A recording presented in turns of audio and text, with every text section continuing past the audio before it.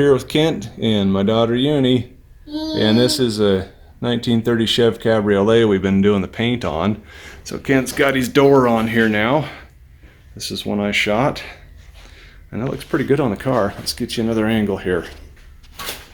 So I'm going to be shooting this. Kent's got his own sweet paint booth here. We're going to go through and clean this all up and get the body panels mounted. Here's the hood. That's take a shot of that rumble seat, do if you can. Yeah. Because that was a really nice job on that upholstery. We'll get a close-up on the upholstery here.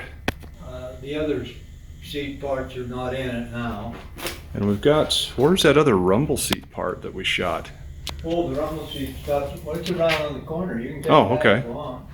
So here's this car. This is neat, and this looks just like that one online that's yellow. It's got the same color wheels and everything. The big white wall tires. Just a neat car. So we're going to finish this out, and Kent's got all the pieces and parts for this thing. He's been collecting forever. You said you've been working on this, what, 30 years? Yeah. Wow. So we'll send this to your kids and let them see what you're doing down here all the time. And they won't wonder about you. Yeah. They'll make me legitimate. Legitimize you instead of illegitimize you. Yeah. So here's the motor, and this car does run right now. Oh, you bet it runs. Yep. The old I had the valves all done. Just neat. And The old updraft carburetor. some guys come in there and they say, "Why did you paint those?" Well, you got to distinguish between the valves and the intakes. Yeah, well, that's an easy That's way the way to I do did it. it when I adjusted my valves.